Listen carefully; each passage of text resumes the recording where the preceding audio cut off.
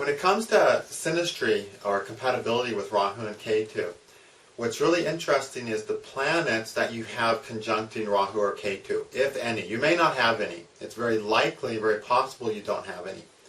But whenever you get any planets conjunct Rahu or Ketu, meaning your partner's planet conjuncts your Rahu or Ketu, or your planets conjunct their Rahu and Ketu, those planets get interesting really quick, and you've got to focus on those planets. You've got to pay attention to them. Otherwise, you're going to miss some important things in their dynamics with each other.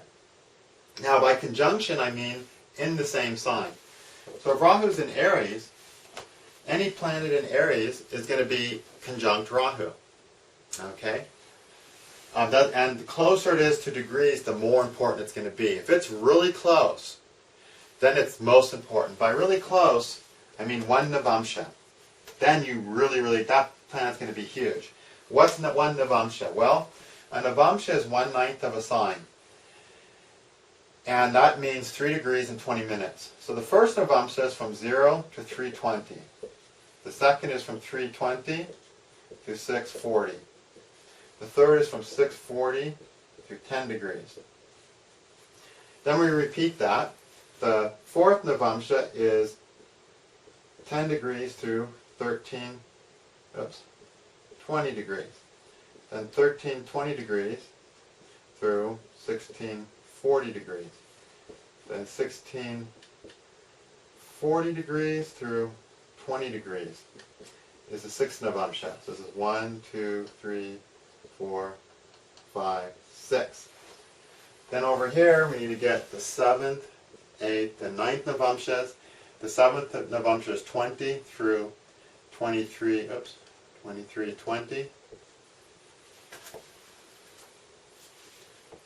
20. The 8th is 23, 20 through 26, 40. And the 9th is 26, 40 through 30 degrees. Everyone should have that memorized. You should know how to calculate the Navamsha mentally in your head by dividing the signs into 3-degree and 20-minute portions. So, if Rahu's at 8 degrees of Aries, it falls in the third Navamsha from 640 through 10 degrees of Aries. Any planet between 640 and 10 degrees of Aries is going to be in the same Navamsha as Rahu as well. And that's going to become a really important planet. So when I say the same Navamsha, I mean falling within these 3 degrees and 20-minute portions.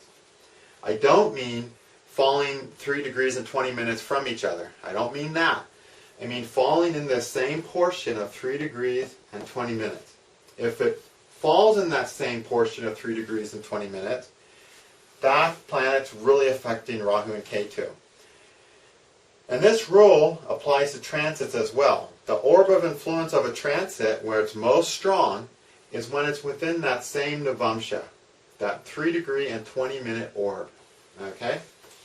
So, pay special attention to those. But any planet in the same sign is going to be in conjunction with Rahu and Ketu. And then these are just really tight conjunctions. And of course, the closer to exact, the more significant. Now, in talking about conjunctions, we got different planets. We got Sun, Saturn, and Mars. Sun, Mars, and Saturn. Then we got the Moon, Mercury, Venus, and Jupiter. Actually, we're going to put the Moon down here, okay? Now, Sun, Mars, and Saturn are cruel planets. Mercury, Venus, and Jupiter are gentle, nice planets. Okay? The Moon is nice when it's waxing. We'll put wax over here. And he's not nice, he's cruel. Oh, sorry. He's nice when he's waxing. We'll put wax over here. And he's cruel when he's waning. We'll put wane over here on that side of the Moon. Now, in a woman's chart, the Moon is always, in a woman's chart, Moon is always on this side. Okay? It's always gentle. Always treated like a gentle planet. Always Don't always treat it like a gentle planet. Always treat it as a good planet. Okay? And for this technique. Now, when you're with a person, you want them to be nice to you. When we're in a relationship, we want the nice things, the easy things to come into our life. With our moon, which are Mercury, Venus, Jupiter, and Moon. Okay? Now, the things we don't want to get from a partner are more hardships in our life. Sun, Mars, and Saturn. Okay? And that's important because planets conjunct Rahu, planets that conjunct Rahu are the ones we get. Planets conjunct Ketu, we don't get. Okay? So, anytime somebody has a planet falling on our Rahu, we're going to get that planet in our lives. So if it's Mars, we're going to get more Mars. If it's the Sun, we're going to get more Mars. If it's Jupiter, we're going to get more Mercury. That our Rahu's just going to suck that planet up out of them. It's going to suck on that planet. And Rahu always shows our strong, intense longings. So anytime a person has a planet falling on our Rahu, we're longing for that planet. We want to suck that planet up. We want to absorb that planet. If that's a nice planet, Mercury, Venus, or Jupiter, or the Moon, then we suck up all this nice stuff from someone. If it's Mercury, we suck up friendship and fun and interesting things and games and fun, trivial things and trips and that kind of stuff. If it's Venus, we suck up love and romance and affection and entertainment and good food.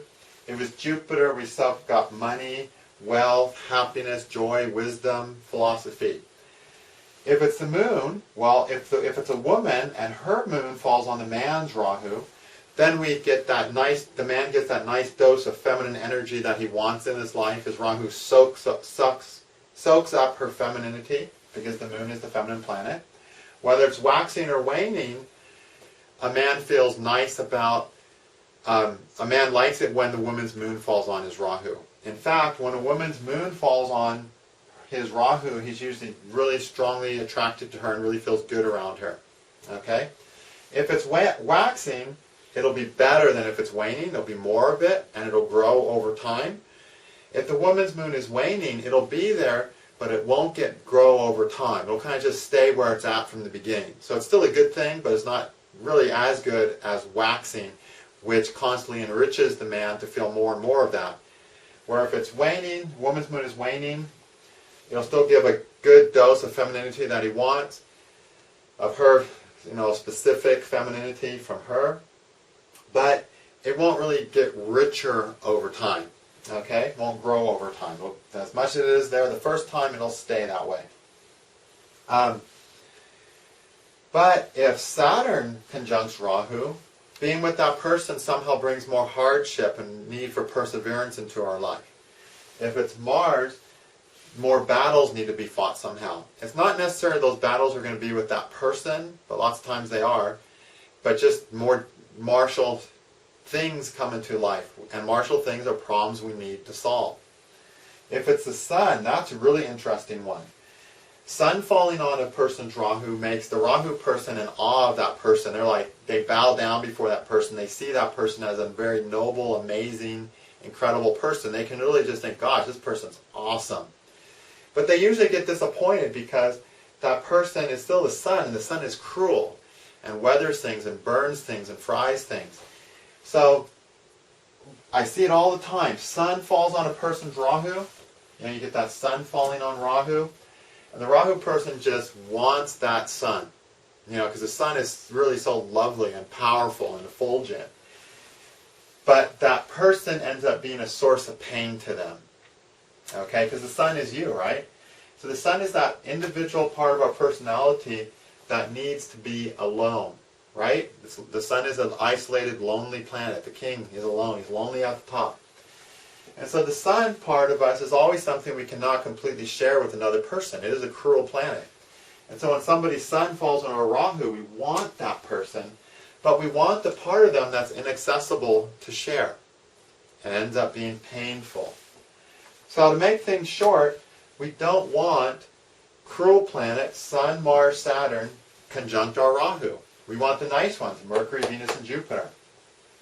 Now, if a man's moon is waning and falls on a woman's Rahu,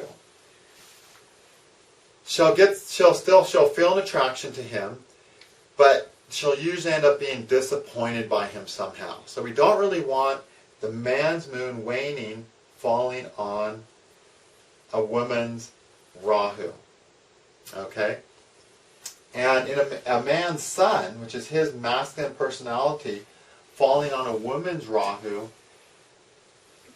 will not be as difficult as a woman's sun falling on a man's Rahu. A woman's sun falling on a man's Rahu can be just disastrous in the sense. It could just make the man want so much from her and get so little of what he wants and be disappointed as a result and painful. But a man's sun falling on a woman's Rahu will oftentimes make her very empowered to develop Rahu in a good way. So the sun falling on a woman's Rahu is acceptable if the man has a good sun. Okay? I mean, it's not afflicted, in which case he's a worthless man, in which case he can't make any woman happy. But if he has a good, healthy sun, and it falls on the woman's Rahu, that can make the woman really drawn and attracted to him, and his masculinity can actually help her develop some parts of herself that Rahu wants to develop. But we don't want the waning moon falling on a woman's Rahu. That will be a disappointment to her in the long run. Okay? So the basic rule is we want benefics landing on Rahu. We don't want malefics landing on Rahu. But it's okay for the malefic sun of a man to fall on a woman's Rahu, and it's okay for the waning moon, the malefic moon of a woman's chart, to fall on the man's Rahu. Okay? Now, with that said, the ascendant lord falling on a person's Rahu will always make us really drawn to another person. It'll make us attracted to that person and drawn to that person if their ascendant lord falls on our Rahu. But if their ascendant lord is a cruel planet, along with that there'll be some difficulties in life, but it can still be acceptable because their very personality can still help us develop our Rahu. But I just find there's usually some degree of pain when you have any malefic on Rahu, even if it's the Lagna Lord. So I don't like it. Okay? If the Lagna falls on Rahu, that's a nice connection. A person's Lagna falling on your Rahu means they're naturally the way and thing that your Rahu is trying to develop. This creates a strong attraction for Rahu for that other person and a lot of room for growth and evolution. So somebody's ascendant falling on your Rahu will really help your Rahu move forward and grow and will be a nice thing. How nice? As nice as that person is. If they're an idiot, well, it can't be very nice. But if they're a great person that really loves you, their presence in your life is going to really help your Rahu, which means it's really going to make your life better because Rahu makes our life so hard, right? Okay. Now Ketu is funny. Ketu is sort of different. Ketu shows what we're hiding, what we're resolving, what we're letting go of. So, planets conjunct Ketu, well, if we get these nice planets, Moon, Mercury, Venus, Jupiter, or even the person's ascendant falling on our Ketu, we usually feel really good about that person, especially the Moon, the ascendant, or the ascendant lord, or their sun, falling on our Ketu makes us really feel a close connection to that person really quickly. Like we feel like I always knew this person. We just instantly felt comfortable with each other. Those are the kinds of things people say when they meet someone who has a good Ketu conjunction to them. Or if it's a Venus conjunction, we just felt romantic really comfortably. I really got romantic with this person just so easily. If it's Jupiter, we just had a lot of understanding somehow. Or it was Mercury, we just had fun and felt friendly and friendship instantly. So whatever planet conjuncts Ketu, we feel that with that person like it's always been there. It's like a familiar face type feeling. Especially if it's the sun, moon, or ascendant lord, the things that represent that person directly. But since Ketus were resolving and completing things, we never get that full dose of that planet from that person. We always get less of it over time. So lots of times we'll find people who one person moon falls on another person's Ketu. And there's an instant connection, an instant attraction, like they feel like they've known each other forever and they finally have met again. But the relationship only lasts a year or two. Okay? Because Ketu's going to complete that. It's not going to give it. So relationships where benefics join Ketu, or where the ascendant of one person joins Ketu, is a relationship that usually is let go of over time. And a relationship where you don't get that full pleasure of that benefic gentle planet. Okay? Now, that means a moon, in the woman's chart, the moon, even with when waning, we're going to look at as the benefic side, meaning something she can give to the guy. He won't get it over the long term. Maybe a little bit at the beginning, but never to the full extent of the possibility. Okay?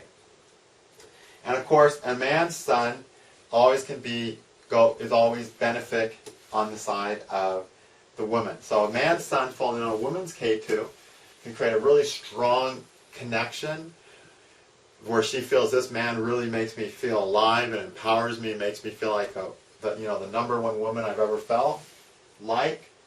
Sun there, it'll maybe do that at first, but it's not going to be a lasting thing.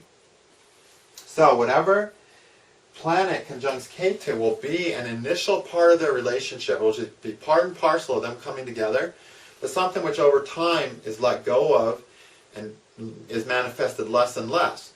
So if it's a good planet, which are the things we're seeking in the relationship, Mercury, Jupiter, Venus, or Moon, or the Sun in a man's chart affecting the woman's Ketu, over time it wanes and things don't come together. And I see so many people who come and they got good matching and they really like each other and they had an instant connection and they have Ketu conjunctions. And it's like, this relationship is not meant to go forward. This is not an evolutionizing relationship. It's a completing type phase in your life where you're with this person. So that person helps you complete and resolve things, but it's not a person you're going to take into the long future usually. Okay?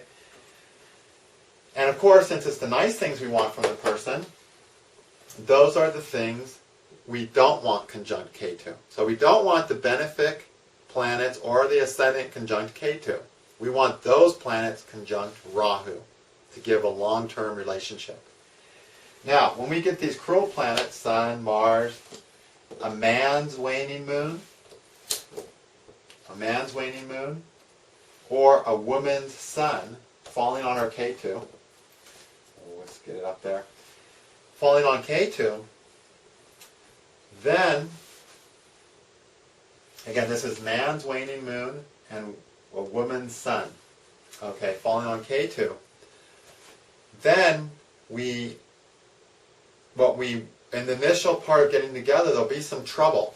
It could be they may have to persevere, Saturn, they may have to fight Mars, meaning fight some external obstacle, whatever. But over time, those difficulties resolve themselves, complete themselves, and leave their lives, after which the life becomes really easy and comfortable. So malefics conjunct Ketu show difficulties that you get out of your life. And so that person actually makes you have a smoother, easier life, because the malefics come less into play. And you don't want malefics. You don't get married in order to have more malefic activity in your life. You get married to have more gentle, benefic, enjoyable activity in your life, and hopefully to get away from the difficult malefic stuff. And if Ketu conjuncts the cruel planets, that's exactly what happens. It reduces possible difficulties, tensions, frustrations, whatever. Because we don't get from that other person what's conjunct our Ketu. So say they got Saturn-Mars conjunction on our Ketu. Well, that shows a lot of frustration in a person, a Saturn-Mars conjunction. But if it's conjunct our Ketu, that's frustration they don't give us. So we're free from that.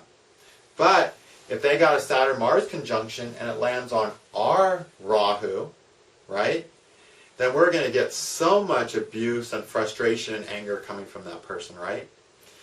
Now the reason that is because Rahu is always going to stimulate the planets it's with. And Ketu is always going to resolve and hide the planets it's with. So if your spouse has a Saturn-Mars conjunction and it's on your Ketu, Ketu is going to resolve that frustration and anger within your spouse.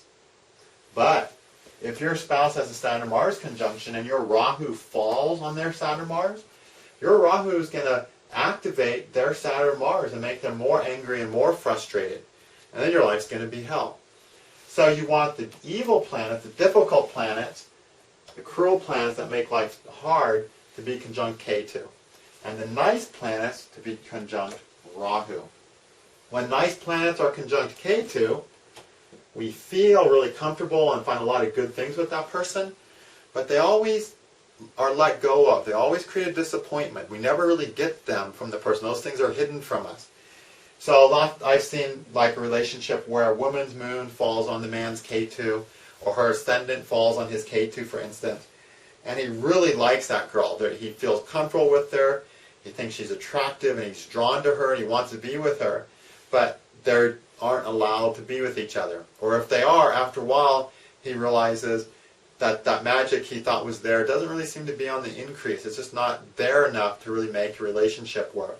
And the same happens if those planets, of course, land on a woman's chart, woman's Ketu. So, conjunctions to Ketu and Rahu are really interesting. And they can have a big impact on the happiness and focus of a relationship. Nice planets, gentle planets, the ascendant, even the ascendant lord falling on our Rahu, give a relationship more energy to move forward and last longer. But planets conjunct Ketu give less energy for that. You know, conjunct Ketu, we want the troublemakers conjunct there, so that that person in our life hides or resolves our difficulties and makes our lives better. Okay, that's a really, really important point with respect to Rahu and Ketu. And I haven't ever read anything on that. I've never seen any literature on that.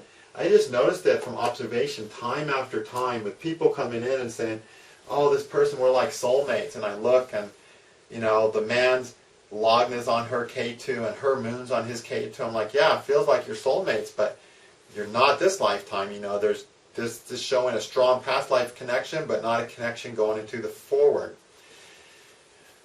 Whereas all the time I see planets conjuncting Rahu being the ones that really come into play. As an example, myself, I had Rahu up here. Where was Rahu? And right when I was going into Sun Dasha, I had a girlfriend, first girlfriend, who I met right when my Sun Dasha started, and her sun was on my Rahu. Okay? And you can imagine, I didn't have a lot of fun there, right? Because you don't want the woman's sun on your Rahu. But through that conjunction, I learned to develop solar energy as a result of her inaccessible solar energy. Then I went into Moon Dasha and married my wife, whose moon happens to fall right within half a degree on my Rahu.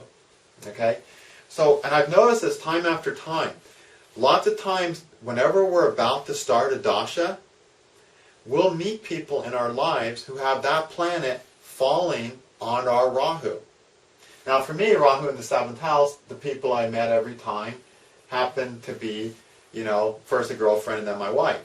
But if you have Rahu down in your 2nd house, for instance, the house of friendship, you might find when your Sun Dasha starts, you have a friend, a close friend that you meet, or you develop a closer friendship with someone with Sun on your Rahu. If Rahu's in the 11th house, let's say, maybe you start involving yourself with groups who birth time started when Sun was in Rahu, or if Sun Dasha was the Dasha you were starting, or if Mars Dasha, Mars was with your Rahu. But look at the charts of people you meet when you start a Dasha and see what of their planets fall on your Rahu. And in fact, anytime you meet anyone who has any importance in your life, see what planet falls on your Rahu. If any planet falls on your Rahu, you know that person is there to bring that planet into your life more. And if it's a cruel planet, that means you're going to have more trouble in your life. If it's a gentle planet, you're going to have more goodness and happiness in your life. So it's a really interesting thing to observe. And of all the inter-aspect stuff, you know, putting two charts on top of each other, definitely the most interesting is the planets that conjunct Rahu and Ketu, and also the placement in the chart of Rahu, where Rahu and Ketu fall. And remember, it's a two-way street. Ketu hides things. Rahu gives things. So if your Rahu falls on their happy planets, Mercury, Jupiter, Venus, Moon, or Ascendant, Rahu generates. You're going to give them more Mercury, Venus, Jupiter, and the Moon. They're going to be happy. Or if it's a man and the woman's Rahu falls on his sun, she's going to give him more solar energy. All those are good things. We want more of that. Okay? But if Ketu falls on those things, again, this is woman's sun, and but all these other planets are nice planets, Ketu is going to hide these, which means the person gets less romance in their life, the Venus person, or less friendship, or less wealth, or less time for feeling good about herself, the Moon, whatever. So Ketu is not only hiding those planets so that you get less of them, it's making your partner get less of them too. So if it conjuncts their nice planets, they're getting less nice stuff in their life. And so there's no forward momentum in the relationship. If it conjuncts their cruel planets, like Mars or Saturn, or if it conjuncts a woman's sun or a man's waning moon, if Ketu conjuncts those, it hides those difficult planets, and it means that person has less difficulties in their lives, which is a nice thing. Okay? So it's a two-way street where it's not just their planets affecting your Rahu, it's your Rahu giving more of their planets, or your Ketu diminishing their planets. Okay? And their planets are here to teach our Rahu and Ketu. So the planets that their planets that land on our Rahu are the planets that teach us to develop Rahu. And we want that development to happen in nice ways. Mercury, Jupiter, Venus, waxing moon, or if it's a woman, a sun, if it's a man's sun falling on a woman's Rahu, that's going to help Rahu develop nicely. But if Saturn and Mars, or a man's waning moon, or a woman's sun falls on our Rahu, it's going to make us develop Rahu in a hard way, which we don't want. Okay? Now with Ketu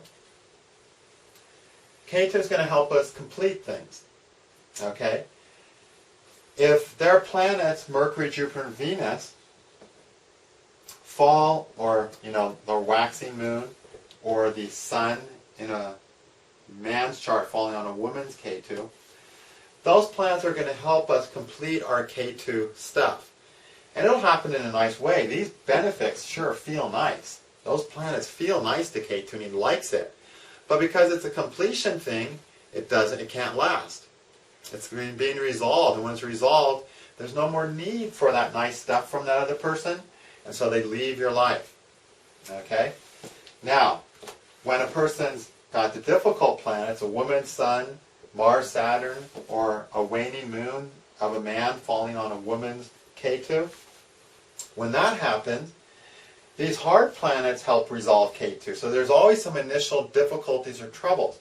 My wife, Saturn and Mars, is on my Ketu. And as a result, we had a lot of things to struggle against when we got married, because we were from different cultures, and nobody really wanted us to get married and all that. But once we finished that first battle, we just don't have these guys. These guys are just not in our lives. We don't have Saturn-Mars things. We haven't had a fight in 13 years or something like that. Because these planets are resolved, they're gone. So, whatever is conjunct Ketu will be a big part at first meeting together, but over time gets dissolved by Ketu and becomes less and less in your life. So if it's cruel planets, you have an easier, more harmonious life with that person in your life than if they weren't there. Okay? But those difficulties help resolve Ketu. But once resolved, the difficulties themselves are gone as well. So look at charts like that, and you'll really easily, when you look at charts of people you've been with, you'll really easily see how these conjunctions played a big part of your life. It's just so funny. I see so often benefics in the ascendant falling on a person's Ketu, and it's like love at first sight, and they're so sure this is their soulmate, and it just resolves and doesn't go anywhere. It's a funny thing. So play with those, and you'll really learn get some good insights about your relationships, and also in dealing with